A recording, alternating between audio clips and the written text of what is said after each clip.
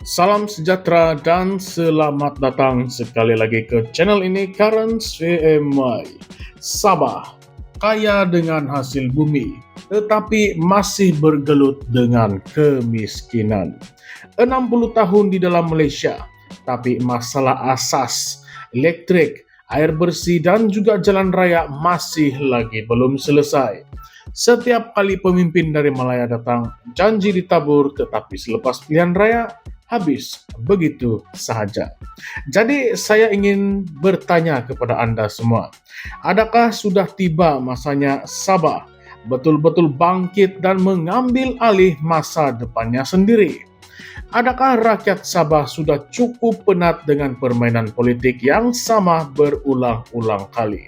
Atau kita masih mau percaya dengan janji-janji manis yang tidak pernah ditunaikan? Hari ini kita akan selami persoalan besar ini.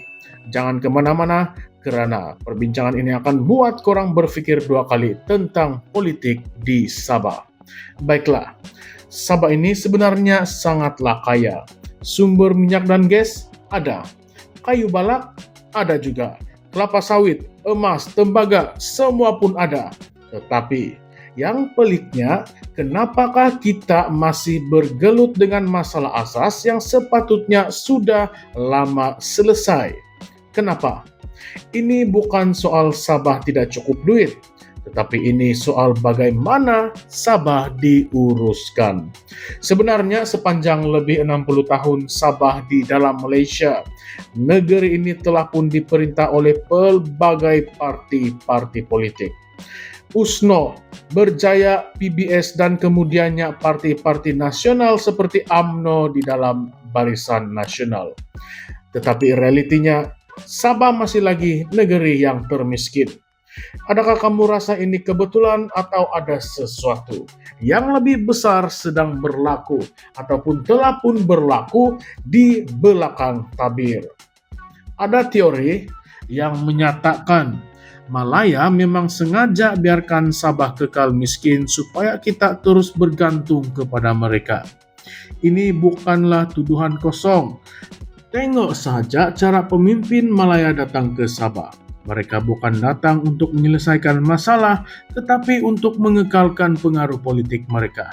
Janji, janji, janji, tetapi hakikatnya masih ketinggalan jauh berbanding dengan semenanjung. Bila kita bercakap tentang Sabah diperintah oleh parti-parti dari Malaya, kita tidak boleh lupa tentang strategi pecah dan perintah. Apakah maksudnya? Senang cerita, mereka ini akan pastikan pemimpin Sabah tidak bersatu. Bila pemimpin Sabah mula lawan dan berpecah belah, siapa yang untung?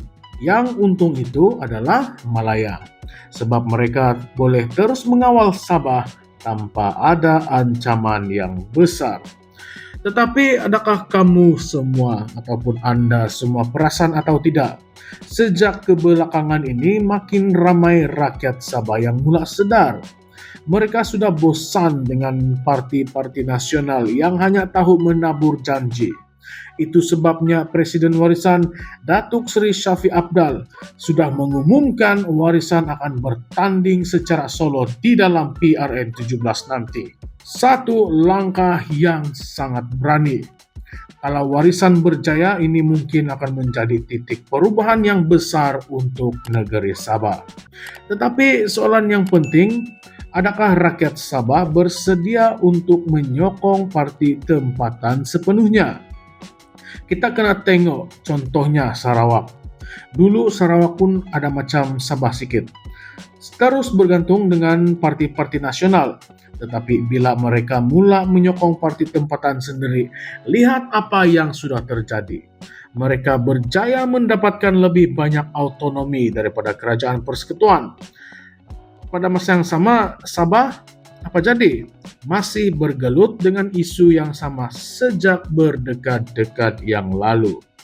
Satu perkara yang kita kena fikir, sejak UMNO masuk ke Sabah pada tahun 1990-an, sebanyak 7 ketua menteri telah pun dilantik. Semuanya dengan restu daripada pemimpin di Malaya. Tetapi apa hasilnya? Masih ada kampung-kampung di Sabah yang tidak ada listrik dan air bersih. Masih ada jalan yang berlubang seperti perang dunia.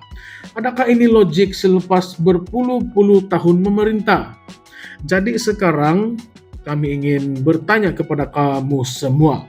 Adakah kita masih ingin percaya dengan janji Parti Nasional? Atau kita patut berikan sepenuh kepercayaan kita kepada parti tempatan? Ini bukan soal sentimen ataupun emosi. Ini adalah soal masa depan Sabah. Kalau kita terus bergantung kepada parti dari Malaya, kita mungkin akan mengulangi sejarah yang sama. Tetapi kalau kita beri peluang kepada parti tempatan, mungkin ini akan jadi titik permulaan untuk Sabah bangkit semula. Dan ini membawa kita kepada beberapa persoalan kontroversi yang kami rasa kita patut fikirkan bersama. Yang pertama, adakah Sabah lebih baik keluar dari Malaysia? Sarawak sudah pun mendapat lebih banyak hak otonomi, tetapi Sabah pula masih lagi tersekat. Ada yang kata kalau Sabah keluar kita boleh urus sendiri hasil bumi kita. Tetapi ada juga yang kata tanpa Malaysia Sabah mungkin akan menjadi lebih teruk. Jadi sebenarnya mana satu yang betul? Baik, yang kedua, bolehkah kita benar-benar percaya kepada parti tempatan? Ramai yang kata hanya parti tempatan boleh membawa perubahan. Tetapi kalau kita tengok sejarah, parti tempatan pun pernah juga buat silap. Adakah mereka betul-betul bebas daripada rasuah dan kepentingan pribadi? Atau mereka juga hanya sekadar menjual harapan kosong? Yang ketiga, betulkah Malaya sebenarnya tidak perlukan Sabah? Ada orang kata kalau Sabah keluar dari Malaysia, ekonomi semenanjung tetap boleh bertahan. Tetapi kamu kena ingat, hasil minyak dan gas Sabah adalah antara penyumbang besar kepada ekonomi Malaysia. Jadi benarkah Malaya boleh bertahan tanpa Sabah? Baiklah, persoalan yang keempat, siapa sebenarnya pengkhianat Sabah? Adakah pemimpin dari Malaya yang telah manipulasi kita selama ini?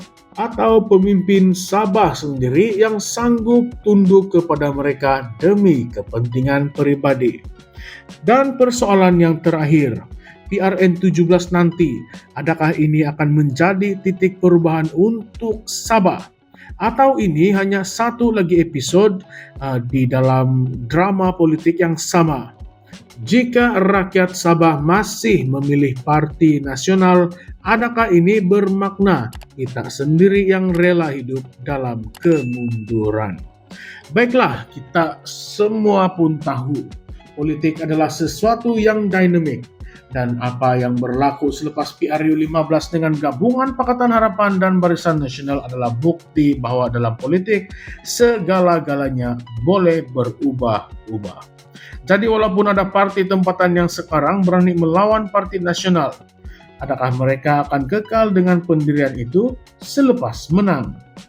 Persoalannya sekarang, adakah kita benar-benar sudah bersedia untuk perubahan, atau kita hanya marah sekejap tetapi akhirnya tetap memilih jalan yang sama? Jadi apakah pendapat Anda semua? Adakah Sabah sudah cukup bersedia untuk menguruskan masa depannya sendiri? Atau kita masih perlu bergantung kepada parti dari Malaya? Baiklah, tinggalkan komen Anda, ulaskan komen Anda serta pendapat dan pandangan Anda tentang isu ini. Dan kalau kamu rasa perbincangan ini penting, jangan lupa untuk tekan like, share video ini dengan kawan-kawan, dan subscribe untuk lebih banyak pendedahan tentang politik Sabah dan Malaysia. Sebab akhirnya masa depan Sabah bukan ditentukan oleh pemimpin di Malaya, ia ditentukan oleh kita, rakyat Sabah sendiri. Baiklah, terima kasih kerana telah bersama-sama kami sehingga ke penghujungnya. Jumpa lagi di dalam video yang seterusnya.